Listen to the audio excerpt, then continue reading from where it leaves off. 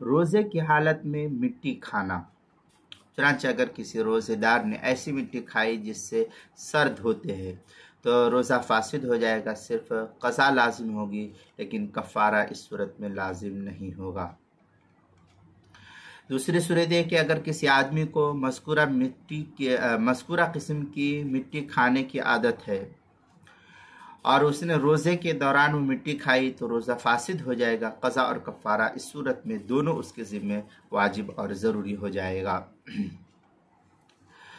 चुनांचे फतवा आलमगीरिया में है, वलौ अकल तीन अल्लदी यफ़सिलु बिहि रअस फसद सौमन व इनकान यतादु अकल हाद तीन फ़अलैहिल क़ज़ा वल कफ़ारा।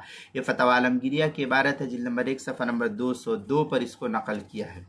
आगे मजीद फ़स्साइमु इज़ा अकलल खुब्ज़ अलैहिल कफ़ारा वल कफ़ारा अलैहिल क़ज़ा वल कफ़ारा इंदना वकज़ा इज़ा अकल तीनन युक़लु लिद्दवाई। इस तरीके की इबारत फतवा आलमगीरिया जिल्द नंबर 1 सफ़ा नंबर 205 पर इसको नकल किया है।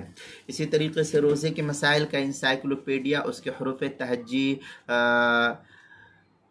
मीम उन्वान है मिट्टी खाना, सफ़ा नंबर 174 और 175 पर इसको नकल किया गया है।